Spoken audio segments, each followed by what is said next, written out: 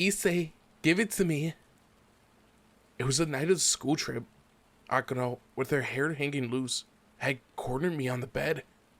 I think Yukata clothed her body, but it had fallen into disarray, revealing the tender white skin of her shoulders. Not only that, the area around her breasts hung open invitingly. I couldn't help but swallow down a mouthful of saliva. My gaze was all but nailed to the glorious pink objects peeking out from behind her drooping yukata. Akano, her expression incredibly seductive, crawled towards me on all fours.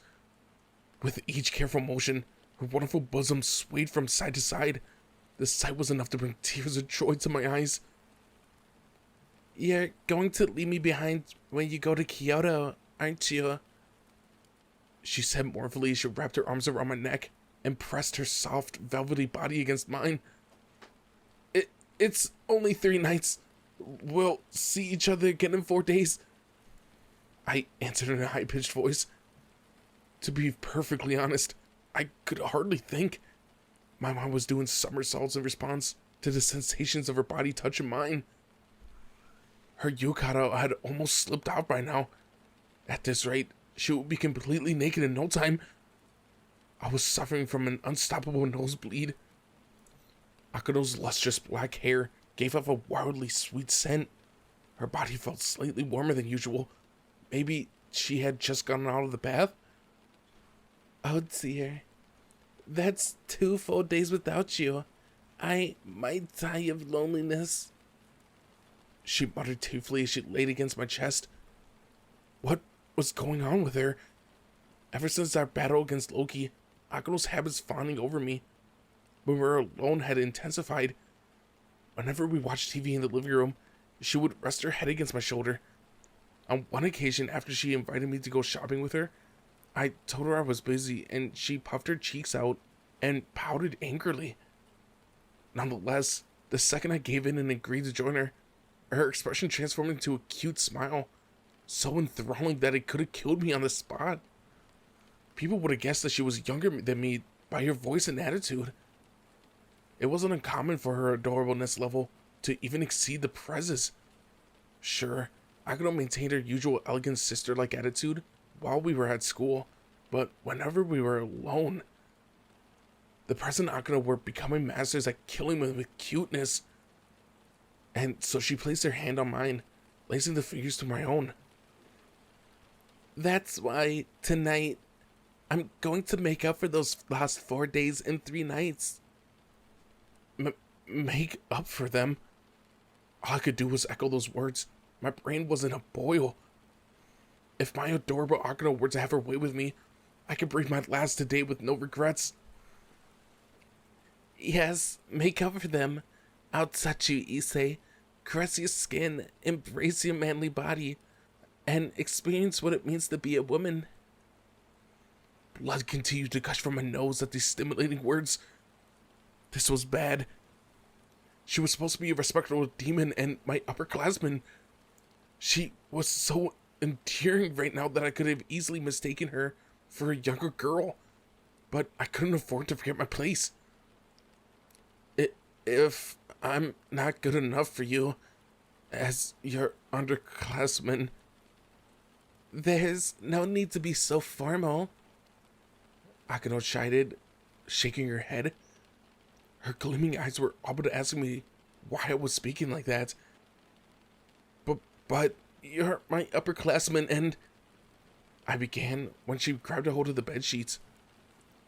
There's no upper or underclassmen in bed. Only men and women. That's all that matters. Men and women? I swallowed down another mouthful of saliva. Men and women. Those erotic words packed incredible destructive power. I could have moved in, her lips about to press against mine. At moments like these, the probability of certain someone appearing increased dramatically. Akano, just what are you doing in here? Sensing an indescribable dramatic presence, I tilted my head to one side in trepidation, only to lay eyes on my crimson-haired Ria's. Her aura raging. Yeah, I had known this would happen. Her aura was flaring so much that her hair was fluttering violently behind her. This time, I was dead for sure. Akano laughed with a seductive voice as she began to stroke her own glossy black hair. Oh dear, look at your face. So terrifying. Are you glaring at Issei and me? You must be burning with envy, yes? I step out for a moment to take a bath, only to come back to find you seducing Issei. You've become rather bold, Akano. I've always been, darling. Haven't you noticed? Let me show you. So saying, Akano pressed her deliciously soft body against mine, rubbing her flesh back and forth. Her cheeks, her breasts, her arms, her thighs. Akano's supple feminine assets were so stimulating that I could all but feel my bodily functions grinding to a halt. Why was her body so wonderfully soft and squishy? It was like a perfect fit against mine, wholly drawing me in. Exactly. You're too cunning, Akano. A third voice sounded from out of nowhere. When I came to my senses, I realized someone was holding my head in their arms. Konako? When did you get here? Yeah, it was Konako. How had she managed to get into my room undetected? Her cat ears had popped out of her head, and her tail was snaking out from her thin white robe. My dome was clutched against her petite frame. Her small figure was so smooth and soft, her scent so sweet. I don't want to be left behind while you go either. I'll have to give you several days worth of treatment with my sage magic. With a forlorn expression, Konako pressed her body tightly against my back. Whoa, how could this feel so amazing? Having such a petite girl-like figure hug me from behind. Her fluffy white tail wrapped itself around my waist. Her fur was so nice to touch. Hold on, Konako. I knew you could be audacious when we were alone, but were you always okay with doing this in front of others? Was she taking after Akano because I was going away for a few days on a school trip? Konako too, but Issei is mine. He's my beloved Issei. You're awful, all of you.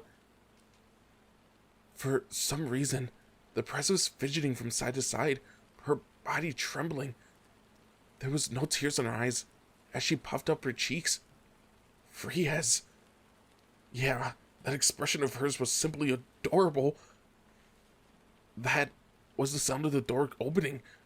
It was Asia's turn to enter. When she laid eyes on the sight before her, she cried out at once. This is... This... So it isn't just Riaz I need to worry about, but Akano and Konako too. Why are you all leaving me out? This won't do. Not at all. I need to join in. With that, Ozzy leapt onto the bed. She grabbed my leg, her grip so tight that it felt like she would never let go. I won't let you have him. Issei's sleeping with me tonight. The situation was getting more intense by the minute. Akano, Konako, and even Ozzy were clinging to me. Was this what happiness was supposed to feel like? It shouldn't be. I mean, I was happy, sure, but I had no idea how to react, and everyone was busy bickering. It may have been the greatest of situations, but the atmosphere was so fraught that I could hardly breathe. Unable to stand it any longer, the press cried out, I've had enough of this. Why don't you all listen to me? I'm supposed to be your master, and you're all supposed to be my servants. Despite Riaz's command, the other girls would not relent. He's my Issei, they all said as one. No, he belongs to me. The press's tearful cry echoed throughout the house. With the school trip looming, my bedroom became a place of joy and tribulation. Was I going to come out of this all right?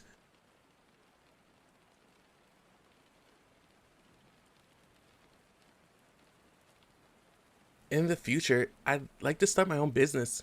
maybe a school teaching Norse magic in the Gremory territory. A place to train female demons to become new generations of Valkyries. Rosweiss was laying out her vision for the future. As an angel, it's an honor to be able to visit the home of a high-class demon. This must be another one of the Lord's blessings, and the Demon King's too. Irina seemed rather ecstatic. The trip to Kyoto was fast approaching, and we members of the Gremory Familia, plus Irina, were attending a tea party with Ria's parents in the dining room of her family's main estate. The press had decided to formally introduce us to her parents again, to commemorate her completing her Familia. Everyone was enjoying small talk while elegantly sipping at their tea. Was this how celebrities live their lives? I wasn't used to having all these servants wait on me at a social event like this. I was at a total loss. You do seem very interested in demon society, Rosweiss. As the head of the House of Gremory, I can't wait to see your contribution. The Prez's father let out a hearty laugh. His refined mannerisms were those of a high-class dandy.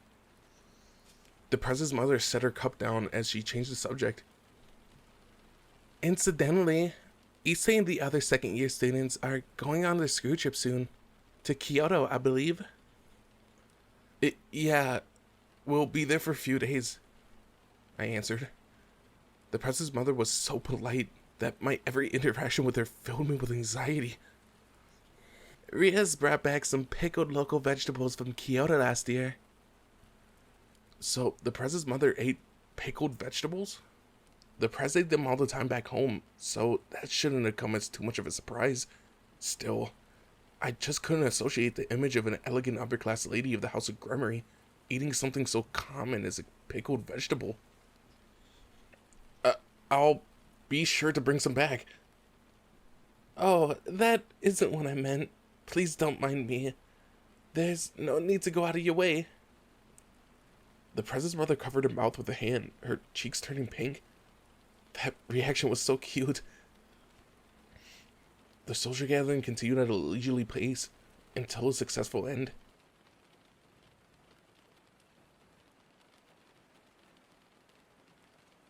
We were getting ready to go home via Magic Circle after the party when it was announced that Sir Sax had returned to the Gremory estate. As such, we would have to make sure to greet him before leaving. I'll come too. Milikis, looking forward to seeing his father, decided to accompany us. There was a special route set aside for Sir Sax whenever he visited. It was there that we found him, along with a certain black-haired guest. Hold on, that's Sairaorg, and he's dressed in normal raiments.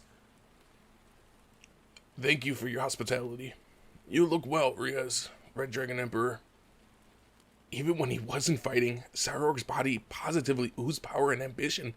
His violet eyes roared with the flames of his fighting spirit. You should have told us that you were coming. I hope you're feeling hale as well. Reyes replied before turning to Suzek's. My apologies. Greetings, brother. We heard that you had just come home, and so thought we should offer a welcome. There's no need to make such a fuss, but thank you. Sir Zex lifted Milikis into his arms, flashing us a smile. Why had he returned with Sairaorg? This had to have something to do with our upcoming match.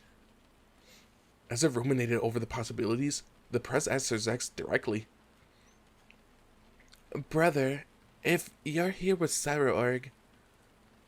Yeah, he's come all this way to deliver some produce from the Bael territory. Fruit, apparently. Our cousin is rather thoughtful, no? We were just saying that you, Riaz, should call the Bael residents to express our gratitude. Sir Zex explained. To Sir Zex, Sairaorg wasn't an enemy, just a maternal cousin. We were also discussing the upcoming match. Sairaorg has no special request other than to forego any overly complicated rules. The usual restrictions that govern the field, notwithstanding, of course. The Prez looked startled and narrowed her eyes at Sir Zex's announcement. Does that mean that you'll accept any uncertain variables we might bring, Sairaorg? Sairaorg let out a dauntless laugh in the face of the serious question. That's right. Whether it's a vampire who could freeze time, or a red dragon emperor who could destroy girls' clothes or read their minds, I want to allow every one of your stratagems. How could I claim to be the next heir of the House of Bael if I'm not willing to face you at your strongest? Sairaorg's declaration left us all speechless. His spirit and determination were incredible. He wanted to face our full might. Sairaorg's acute gaze focused on the Prez for a second before passing to me. That overpowering aura of his sent a shiver coursing through my flesh. There was no hostility, not a shred of evil intent. Instead, what I sensed was unbridled fighting spirit. Like Volley, Sairaorg was obsessed with battle. But there was nothing about his attitude that struck me as malevolent. I'm scared. He really wants me to use his power on him, Casper whispered, cowering behind my back. You could say that again. This guy was willing to take on a super powerful time-freezing ability directly. And he's cool with my abilities too. Thank you. I felt like I owed Sairaorg my gratitude. As he watched from beside us, Sairaorg commented, Excellent, Sairaorg. Didn't you say you wanted to spar with the Red Dragon Emperor? Indeed, I did say that, and yet... How about a friendly match? Surely. You're eager to taste the power of the Heavenly Dragon. That had come so out of the blue that my mind was total blank. It took me a second to register those words. What? He wanted me to fight Sairaorg? Seriously? No. This was too sudden. Sairaorg paid no heed to my shocked expression, turning to the Prez. What do you say, Riaz? The Prez sank into thought for a moment before settling on her answer. If that's what my brother wants, no. If that's what the Demon King wants, I can't refuse. You'll do it, won't you, Issei? What's she saying? Seriously, I was going to fight him? But if it was an order that came from the Prez, I couldn't refuse. And I couldn't act like a coward in front of Azuya, Akano, and the others either. Alright, I'm fine with it, I declared, stepping forward. Now that it had come to this, I couldn't back down. I'd have to battle Sairaorg, the most powerful up-and-coming demon, sooner or later. We could use what we learned here to develop our strategy for the rating game match. Surely, the others will be able to learn something off the value of watching me fight him. As Sairaorg and I exchanged measured looks, Sairaorg nodded in approval. In that case, let us see the #1 young demon and the Red Dragon Emperor duke it out. This will be a good opportunity. Let me show you the strength of my fists, Sairaorg declared, brimming with determination. There was a vast training hall beneath the Gremory castle, large enough that it could have housed the entirety of the athletic track at Kuo Academy. We members of the Gremory Familia had made our way there together with Sairaorg, while Gravia had taken Milikis elsewhere to wait. Before us, Sairaorg removed his aristocratic clothes until he wore just a set of gray undergarments. Even though he had a vest, I could tell how muscular his body was. His biceps were massive, his fists enormous. The physique of his shoulders and back were literally bulging. On top of that, he just had to be a handsome, pretty boy. I should have expected no less from a relative of the Prez's mother. Let's do this, Drake. Leave it to me. I summoned my gauntlet in my hand and began my balance breaker countdown. So long as I didn't go overboard, I could maintain my armor for a pretty long period. But as soon as I engaged in battle, I would be fighting against the clock. Sairaorg simply waited until my countdown played out, doing nothing. Just how confident was he? Undoubtedly, he wanted to see me at my full power and wouldn't jeopardize my reaching it. Everyone assembled seemed to think so too. I couldn't afford to put on a bad show in front of the other members of the Familia, especially not with the Prez watching. Winning might have been impossible, but I was still resolved to go down, having attempted every technique at my disposal. The countdown reached its end. Welsh Dragon, Balance Breaker. As that voice sounded from my gauntlet, a flash of red light erupted, enveloping my whole body and solidifying into a set of crimson armor. It was my boosted gear scale mail. I unfurled my dragon wings from my back and ready to go on the offensive. Sairaorg, in a precise, flowing motion, adopted a fighting stance of his own. I had watched a recording of Sairaorg's match against the tough guy figure from the House of Glaciolepolis a while back, but it had done little to prepare me for how fast he was.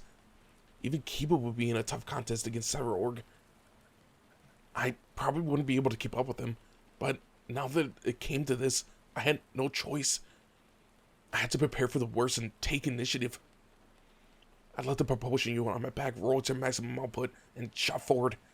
My plan was to put everything into a hard right punch, but to my astonishment, Sairaorg made no attempt to evade.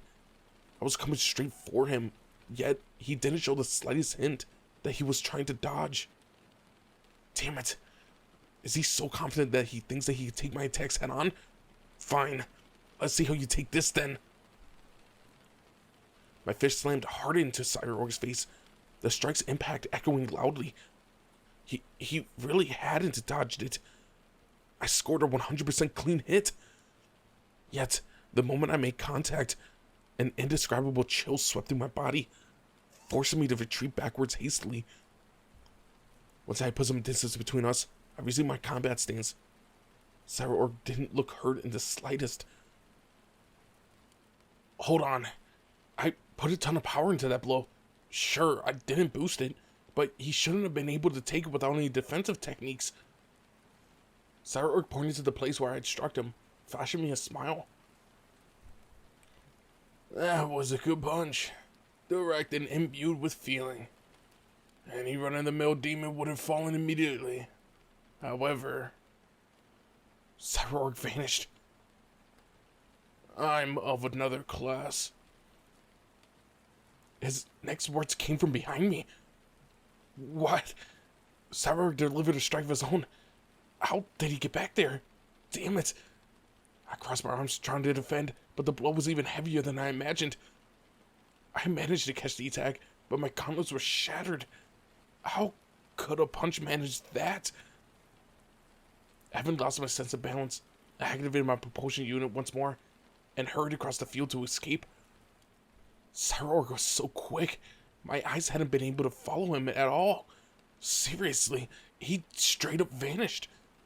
And here I thought I was used to swift movements after all my training with Kiba. Had I been careless? Perhaps.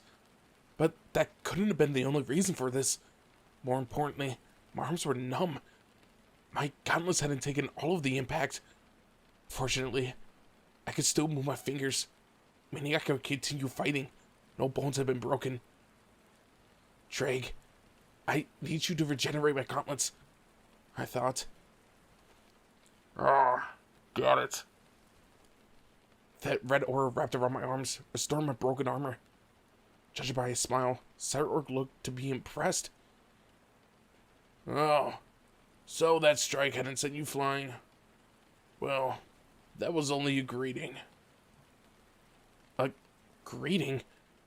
A warm-up punch had just torn straight through my armor. What was this? Some kind of joke?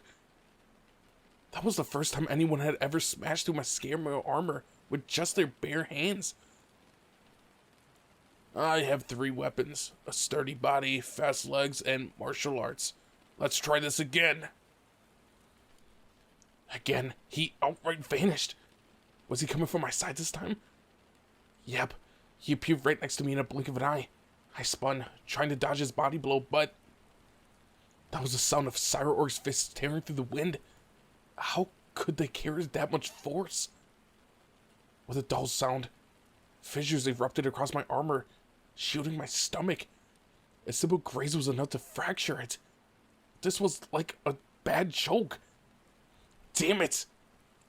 I cursed, lashing out in turn. Once again, Sairaorg made no attempt to get away, and let my punch connect with his face. Still, there was no sign of a damage. Sensing an oncoming counter, I activated my booster pack. once more and attempted to move back. Sairaorg's kick cleaved through the air, missing the mark. Yet the strength of that attack was enough to send a huge crack, coursing from the center of the arena to the edge of the training hall. If that had hit me, a shiver ran down my spine. My breath was already ragged. Our fight had only been a few strikes thus far, but that was enough to drive home the point.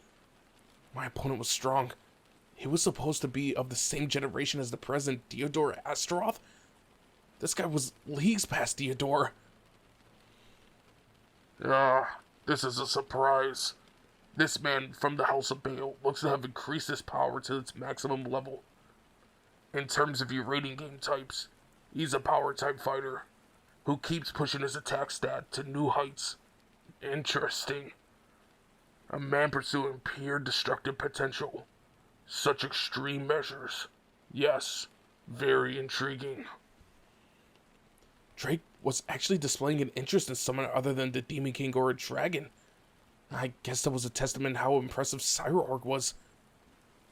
He was probably several orders stronger than even the Prez, maybe more than 10 times her strength.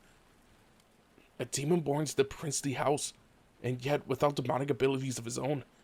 All he had was his body, and so the next heir to his family, he trained it to its absolute limits. Like me, he was a demon without any inborn talent. Whatever Sairaorg's training method was, yet he had taken no half measures. He was part of the same young generation as the Prez. You're going to have a hard time beating this guy, Prez. Sairaorg was unmistakably a significant obstacle barring the way to the Prez's dreams. And to me, that wall was even higher and more distant. You're incredible, I confessed. Our brief exchange had been sufficient to fill me with respect and awe. Is that strength all the result of your training? I asked. I simply put my faith in my body. That's all. Sairaorg responded. Yeah, he was amazing, all right. Those words were enough to convey all the challenges he overcome. That was why I had to put everything into this fight, into testing my own limits. I couldn't afford to lose. Maybe it was time to try out that piece of advice Beelzebub had given me. After adjusting my evil piece inside of me, he'd given me some advice about it. I'm promoting to a rook, I declared. Yeah, not a queen, a rook. Power coursed through my body, and my offensive and defensive capabilities skyrocketed. A rook? Sairaorg repeated dubiously. No doubt he'd been expecting me to promote to a queen. The next instant, he disappeared once more. He was coming for me. I concentrated my power into my legs, rooting myself into the floor, and entering a defensive stance. Gritting my teeth, I gathered my strength. Boost, boost, boost, boost, boost, boost, boost, boost, boost, boost. I focused my boosted dragon power into guarding, and into my right fist too. Sairaorg appeared in front of me, forcing a heavy blow into my stomach. The shock was incredible. The force of that strike pierced all the way through my spine. Excruciating pain swept through my body, along with the feeling as though everything inside of me had just been blasted out. The blow ricocheted through my feet, and I couldn't stop my legs from trembling. But having lowered my center of gravity, I managed to keep myself from toppling over. My consciousness flickered in and out for a moment. However, I was able to hold on. If I hadn't clenched my teeth like that, I would have been knocked out then and there. The armor around my lower body was damaged but still intact.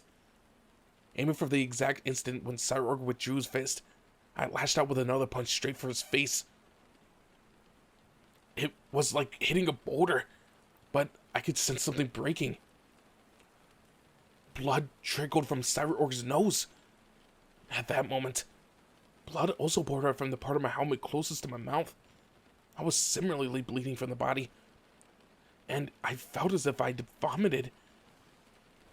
Just how badly had he wounded my abdomen? Were my ribs fractured? Broken? There was a sharp pain with every breath I took. I could endure it though, me and my armor too. Lately, I felt like I was encountering one opponent after another, capable of breaking through my scale mail.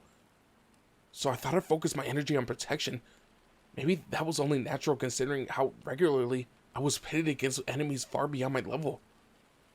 Still, this had been an interesting attempt, converting that power to defense. It hurt like hell, but it was proof that using my Sacred Gear's power for guarding could enable me to survive even a superpowered strike. Just as important as withstanding an attack was knowing how to counter. Blood was leaking from Sairaorg's nose, proof that I'd given him a decent retaliation. Part of me had doubted that this would even work, but promoting to a rook to increase my attack and defense had clearly been worth it. I could do this. I could fight this guy. That realization was enough to rouse a second wind in me. Unfortunately, no matter how you looked at this, I was clearly the more injured one between us. At least I knew it was possible to hurt Sairaorg now, though. Even if I was destined to lose, I might be able to break one of his arms if I got lucky. Victory might be beyond me at my current level, but I was going to let this jacked pretty boy have it. Sairaorg wiped the blood trickling from his nose with a finger, and let out a truly overjoyed laugh. Promoted to a rook. Seems like it was a good call. I poured a considerable amount of strength into that punch. As a rook, your offensive and defensive capabilities are superb. Perhaps your attributes of a rook are better suited to a power-type fighter like yourself. The advantages to an all-rounder like a queen are quite plain. What is it? You seem to have a question on your mind. Is there something you want to ask, fighting me? I don't know how to put this. Other high-class demons, well, they often look down on me, but you treated me seriously from the start. It came as a surprise is all. I replied. From what I could tell, Sairaorg thought highly of me. Given how Rise of Phoenix, Theodora Astaroth, and countless other high-class demons had treated me, Sairaorg's demeanor came as a refreshing surprise, enough to have me feeling awkward. At this, Sairaorg breathed a sigh. I see. Have other soldier abilities short. Rest easy. I won't underestimate you. Not only have you survived, but you have emerged victorious in battle against the leaders of the old demon regime and the evil Norse god Loki. I can't possibly underrate you. Those words filled me with such joy that my whole body was trembling. Sairaorg flashed me a dauntless grin. I enjoyed fighting you. You have a strong fist. It's been a while since anyone had given me a bloody nose. Nothing brings me greater joy than finding an opponent of a similar type to myself. You must have trained your punches well, I assume. I can tell from that last strike. Don't hold back. Hit me as hard as you can. That's why we're here, isn't it? I was completely drawn into that valorous smirk of Sairaorg's. He had a knowledge of my strength. Damn, I had to defeat him. And yet, once this contest was over, I definitely wanted to speak with him. I readied myself for the battle to resume. The armor around my lower body had been restored. I take back the plan to break one of his arms. I'm going to break both. I will go all out, pour everything I had into this. Come, Issei Kyoto. Turn your thoughts to defeating me. Show me the power of the Red Dragon Emperor. Alright, here it goes. Boost, boost, boost, boost, boost. I unleashed a dragon shot towards Sairaorg, who was already racing towards me. With a single horizontal sweep of his fist, he sent the energy speeding into the wall of the training hall. That was no good. Because I hadn't promoted into a bishop, my demonic skills were too weak. Right now, I was a rook. I had no choice but to dedicate myself to a physical battle. That meant the best bet would be another counterblow. I raised my fists. You mean to exchange blows? Interesting. Show me what you got. Sairaorg roared. I prepared to leap forward when... Issei! All of a sudden, Asuya called out my name. What was going on? I glanced towards her. You need a power up. You get stronger whenever you touch breasts. Uh-huh. Everyone wore looks of pure astonishment at Ozzy's remark. Zenobia, however, seemed to hit on an idea. Right, Issei's the breast dragon. Touching someone's chest makes his power skyrocket. Prez, we need you to lend Issei what only the Swiss princess can give him. Riaz, I don't mind. Please give Issei the power of your breasts. At this rate, he'll definitely lose.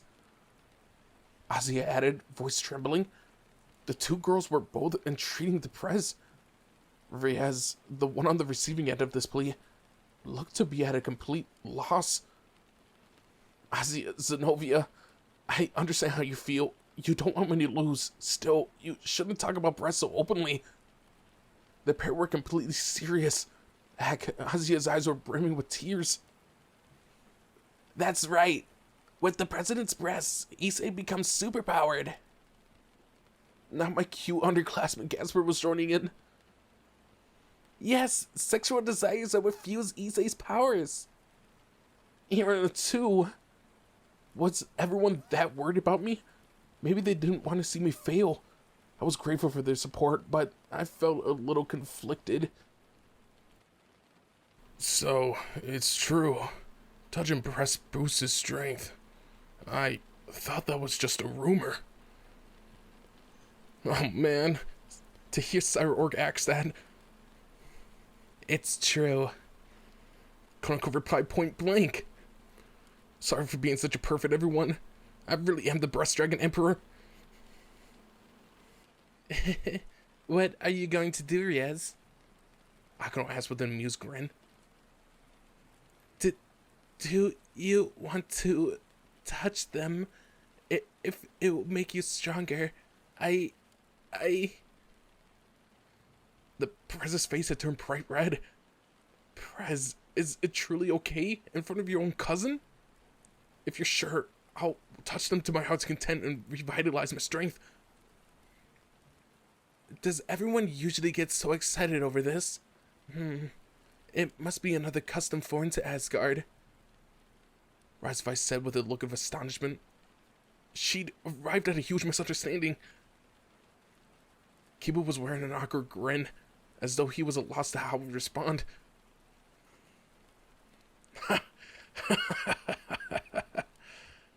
Sairaorg bellowed, obviously amused. I see. So Rios' breasts make him stronger. I'll have to remember that. Shall we call it a day, Red Dragon Emperor? So he suggested. I can still fight. Yeah, with the power of breasts and my perverted nature, I could keep going. Sairaorg, however, shook his head. You've proved your spirit. Yeah, I'm sure you can still fight. And so can I. But at this rate, I won't be able to stop myself. I may battle to the last blow, and that would be a waste. After all, you're in the middle of awakening something deep inside you, right?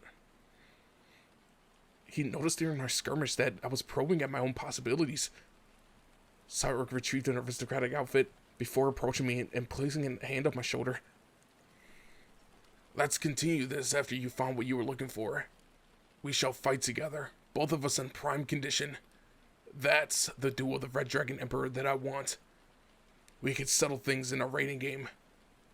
We will face each other in front of our superiors with an eager audience. That's how we will be measured. You and I both have dreams. I look forward to seeing you there. Riaz, and the members of your familia, let us all carry out our dreams on that stage. Come, I shall vanquish you with all my strength. With those parting words, Sairaorg left. Now that the duel had concluded and the tension was abating, I deactivated my armor. Suzex approached me and asked, "How was he? His attacks?" "Similar. I was surprised. He fights just like me." Sairaorg smiled, nodding. Yes, he is just like you. He has desperately trained himself to make up for what he lacks. That's where his power comes from. Everything is direct attack with him. That's pretty usual for a demon. Yeah, his style was really like mine. Idiotically straightforward. That was undoubtedly why we understood each other so well. Attack. That was the only thing we knew. How to defeat an opponent. He had no doubt devoted himself and his training single-mindedly to that purpose. By the way, he had placed heavy seals on his arms and legs during that battle to restrain his power. Sairaorg's words left me both shocked and intrigued. No matter how much stronger I became, he would always be one step ahead of me. But it was reinvigorating to have a goal. Rewarding, too. He's already at a level of many professional kings in raiding game, Sairaorg continued. Moreover, he's fended off attacks by the Chaos Brigade several times now, bringing victory to demonkind. Don't sell yourself short, though, Issei. The fact that you didn't lose your determination in the face of his blows is admirable. There are more than a few cases at Sairaorg's opponents losing all will to keep going after only a few rounds with him. Even demons with great power and status have found their spirits broken when realize their abilities are useless against Sairaorg. The higher one's rank and pride, the harder it is to recover from such a crushing defeat. I just don't want to lose again. I don't want to lose another raiding game. I've never been able to put up a proper fight in one. My battle with Theodore didn't count. I beat the living daylights out of him, but it hadn't been a formal match. In the raiding games against Riser and Chairwoman Sona, I had ended up being defeated. That's why, this time, in our match against the House of Bael, I wanted to hold on to the very end, at all costs, and snatch victory. I'll defeat you, Sairaorg. I'll surpass you. That's a promise. Just hold on until I can catch up. Bearing my frustration with myself, I found a renewed resolve.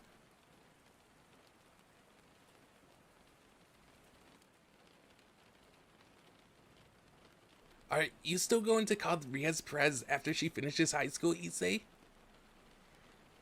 Just before we headed home, the Prez's cute little nephew, Milikis, asked me an unusual question with his head tilted to one side. Well, right. Once she graduates, what should I call her then? Come to think of it, the two great ladies of the Eco Research Club were both third-year students and would be graduating relatively soon.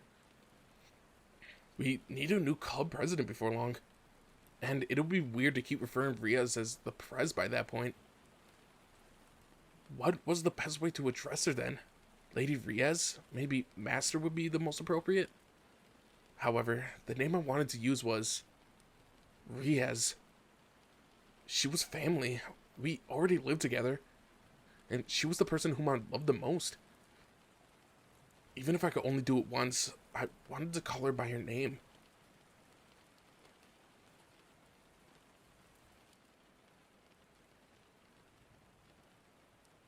And so, the day of the school trip was upon us. I was so excited that I hadn't been able to sleep properly. The president noticed how I was feeling and wrapped her arms around me in a warm embrace, trying to help me doze off. Burying my face in her bosom would normally have been enough to make me forget all about the school trip, but this time, it only worked me up more, keeping me wide awake. Truly, there was no beating her breast pillow. And so, after a couple things, we found ourselves at the bullet train platform at Tokyo Station. We had all gathered at the corner of the platform, trying to keep out of public eye as much as possible. Out of all of those staying behind, only the press had come to see us off. Akano, Konako, and Gasper had wanted to come too, but the first and third year students still had regular classes, so the press had come along alone. Because we second years would be away, our upper and lower classmen had to handle our work at the Academy Festival in our absence. In case you were wondering, the exact plans were top secret. Here are your passes, the press said, handing each of us heading to Kyoto a card. We each received one, inspecting them. Are these what I think they are? Kiba inquired. The Prez nodded. Yes, for a demon exploring Kyoto, a free pass is necessary. Kyoto was renowned for its temples. On top of that, there were an awful lot of power spots in the city, enough to make it difficult for a demon to move around freely. Sacred sites could be deadly to us demons after all. That was where these free passes came in. Whoever was in control of things behind the scenes in Kyoto, maybe a divine or monster of some sorts, issued these cards to demons like us. So long, of course, as we had a legitimate reason for visiting. We used the same type of permits last year. You need to respect the formalities and provide a valid purpose for visiting to receive these. The Gremory Familia, the Citra Familia, and the Mystery of Heaven. I hope you realize how lucky you all are. The Prez said with a wink. Yup, I replied joyously. Long live the House of Gremory! So, with these, we could go to all the famous temples? Kimo-Mizudera, Kinkakuji, and Genkakuji too, right? Indeed. Remember to keep it in your skirt or your shirt pocket, and you should be fine. Enjoy yourselves. Yes, we responded in unison.